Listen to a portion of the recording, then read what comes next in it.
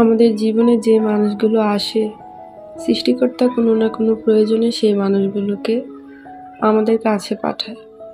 কেউ শিক্ষা দেয়, তো কেউ শিখিয়ে দেয়। কেউ আঘাত করে, আবার কেউ হাত ধরে বাঁচতে শেখায়।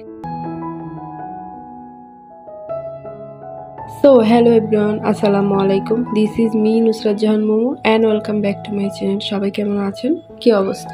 আশা করছি সবাই ভালো আছে। আলহামদুলিল্লাহ আমরাও ভালো আছি। প্রতিবারের মতো আবার নতুন একটি ব্লগ নিয়ে চলে এলাম। আশা করছি আমার আজকের ব্লগটি আপনাদের কাছে ভালো লাগবে। শুরুতে বলছি, ভালো লাগলে ভিডিওতে লাইক দিবেন, কমেন্ট করবেন, সাবস্ক্রাইব করে আমার পাশেই থাকবেন। আজকের ব্লগটা আমি সকাল থেকেই শুরু করেছি। ফজরের নামাজের পর নিচে একটু হাঁটতে বের হয়েছি। হাঁটতে বের হয়ে আমার মনটা একদমই ভালো হয়ে গেছে। ওয়েদারটা দেখেই বুঝতে পারছেন, খুব একটা ঠান্ডাও লাগছিল না, আবার খুব একটা গরমও লাগছিল না। খুব সুন্দর একটা পরিবেশ ছিল। আচ্ছা চলেন, আজ হাঁটতে হাঁটতে আপনাদের সাথে আমার জীবনের ছোট্ট কিছু কাহিনী শর্ট করে শেয়ার করি। আমার খুব ছোট বয়সে বিয়ে হয়, কারণ আমি একজনকে ভালোবেসেছিলাম। তার সাথে আলহামদুলিল্লাহ বিয়ে হয়েছে। মানে আমার হাজবেন্ডই আমার ভালোবাসার মানুষ ছিল। আমি যখন তাকে বিয়ে করেছি, সে তখন একজন বেকার ছেলে ছিল। তাই আমাদের বিয়েতে অনেক রকম বাধা এসেছিল, কিন্তু আমাদের ধৈর্য এবং সৎ থাকার কারণে আলহামদুলিল্লাহ আমাদের ভালোবাসা পূর্ণতা পায়। বিয়ের শুরুতে যে আমরা খুব ভালো ছিলাম এমনটা না। দৈনন্দিন জীবনে চলতে গেলে টাকা পয়সার প্রয়োজন হয়। যতই আমরা বলি টাকা পয়সা চাই না, ভালোবাসা চাই, সবশেষে কিন্তু টাকাটার প্রয়োজন থেকেই যায়। তো একটা সময় খুব কষ্ট করে ধৈর্য ধরে সময় কাটিয়েছি। আলহামদুলিল্লাহ আমার হাজবেন্ড এখন খুব ভালো পর্যায়ে আছে এবং সে ভালো কাজ করতেছে। আমাদের পরিবারে আমরা সবাই অনেক হাসি খুশি, দুঃখ আনন্দ সব মিলিয়ে খুব ভালো আছি আলহামদুলিল্লাহ। সবার জীবনে ভালো মন্দ সময় আসবে, আর সেই সময় ধৈর্য ধরে সময়টাকে সৎভাবে চালিয়ে নিতে পারলেই জীবন সুখী। আর এই যে দেখেন, আপনাদের সাথে গল্প শেয়ার করতে করতে আমি কিন্তু নিচ থেকে হেঁটে তারপর বাসায় চলে এসেছি। এখন নাস্তা বানাবো। আজকের নাস্তায় রুটি বানিয়ে নিব। এই যে এখানে আমি রুটির ডো করে নিয়েছি। তো আমার যা এসেছে আমার বাসায় বেড়াতে, তো ও বলল দেন আমি রুটিগুলো বেলে দিই, আপনি ভেজে ফেলবেন, তো তাড়াতাড়ি হয়ে যাবে। তো আমিও ওকে দিয়ে দিলাম, ও আমাকে রুটিগুলো বেলে দিচ্ছে, সেই সাথে আমি একটু ভিডিও করে নিচ্ছি। আমি যখন বেলি নিজে নিজে তখন তো ভিডিও করা হয় না, তো ভাবলাম আজকে যেহেতু বেলে দিচ্ছে তো আমি একটু ভিডিও করে নিই, ব্লগে শেয়ার করা যাবে। তো এই তো সবগুলো রুটি বেলে নেওয়া শেষ। এখন আমি সবগুলোকে ভেজে নিব, তারপর আমরা দুইজন একসাথে খেয়ে নিব। আজ বাসায় আমি, আমার যা আর আমার ছেলে আমরাই আছি। তো আমরা তিনজন একসাথে নাস্তাটা করে নিব। এখানে গরুর মাংসের ঝোল ছিল, গতকাল রান্না করেছিলাম, সেটা নিয়ে নিয়েছি, আর রুটিগুলো নিয়ে নিয়েছি। এমনিতে হচ্ছে আমি আর আমার শ্বশুর এখানে থাকি ঢাকায়, মানে আমার ছেলের চিকিৎসার জন্য এখানে থাকতেছি আমরা। তো উনি হচ্ছে বাড়িতে গেছে কিছুদিনের জন্য, ওনার কিছু কাজ ছিল সেই জন্য। তো আমার যাকে আমার কাছে দিয়ে গেছে।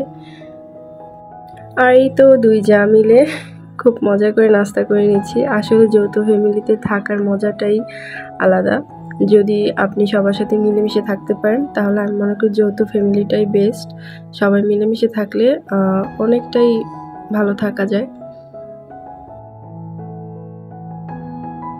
নাস্তার পর্ব শেষ করে এখন চলে এলাম দুপুরে রান্না করার জন্য। আজকে আবারও গরুর মাংস রান্না করব। আমার যা যতই ঘরের মানুষ হোক না কেন, সে তো আমার বাসায় বেড়াতে এসেছে, তো তার জন্য তো একটু স্পেশাল রান্না করাই লাগে, না হলে ব্যাপারটা কেমন যেন লাগে, তাই না? তো এই তো মাংসের মধ্যে আমি সব ধরনের মশলা পাতি দিয়ে একদম মেখে জেকে তারপর প্রেসার কুকারটা ঢাকনাটা লাগিয়ে দিয়েছি। এখন এটা আস্তে আস্তে কুক হতে থাক, নো টেনশন। আর এই দিক থেকে আমি একটু চা বসিয়ে দিয়েছি।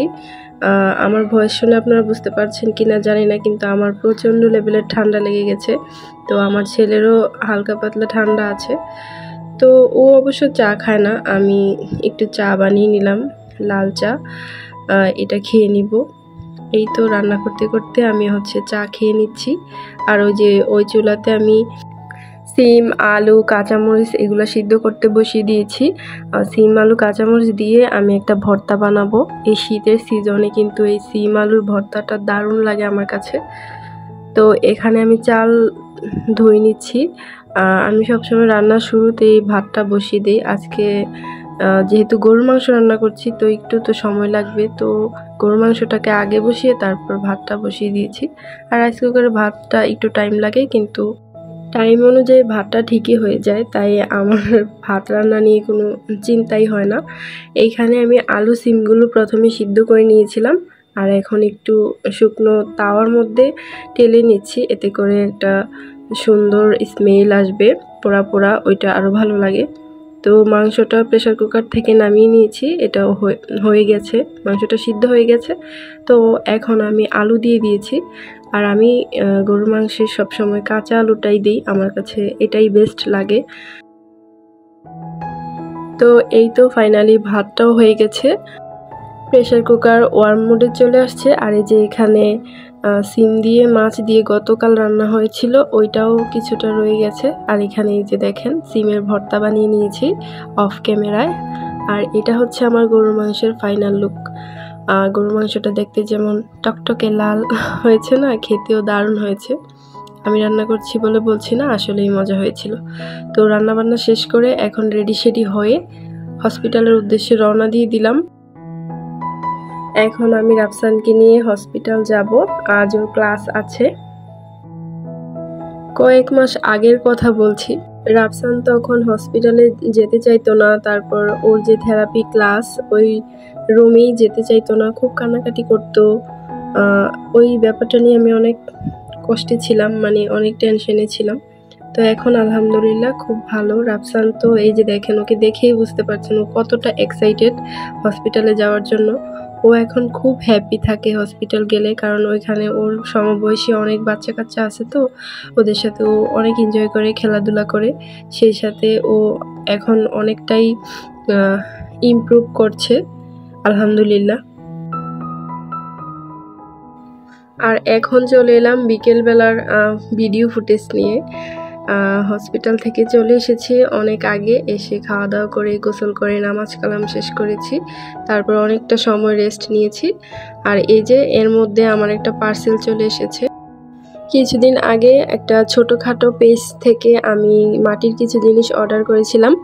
তো তখন আর কি ওই পেজটা খুব ছোট ছিল, তাই আমি ভেবেছিলাম হয়তো খুব ভালো হবে না, জিনিসগুলো ভালো হবে না, এটা ভাবার একটা কারণ ছিল, কারণ এর আগে ছোট পেজ থেকে আমি আরও অনেক কিছু অর্ডার করেছিলাম, তো ওইগুলো আমার আর কি খুব একটা ভালো পড়েনি কোয়ালিটির দিক থেকে। তো এইটা যেহেতু আমার থেকে অ্যাডভান্স নেয়নি, এমনি জাস্ট অর্ডার করেছি, ক্যাশ অন ডেলিভারিতে দিয়ে গেছে। তো আমি তো জিনিসগুলো পেয়ে খুব খুশি। এগুলো হচ্ছে মাটির হাঁড়ি পাতিল, কড়াই আর একটা প্লেট ছিল। এগুলো আমার অনেক শখের, আমি অনেক দিন ধরে চাচ্ছিলাম কিনতে, তো ফাইনালি কিনে ফেললাম, খুবই ভালো লাগছে। আর আমার এই মাটির হাঁড়ি পাতিলগুলো কেমন হয়েছে আপনারা কিন্তু কমেন্টে জানাবেন। আর এই হাঁড়ি পাতিলগুলো দিয়ে আমি সুন্দর সুন্দর ভিডিও শ্যুট করব, সেটা আপনারা দেখতে পারবেন। আর এই তো আজকের ব্লগটা আমি এই পর্যন্তই রেখেছি। সবাই ভালো থাকবেন, সুস্থ থাকবেন, কথা হবে নেক্সট ভিডিওতে।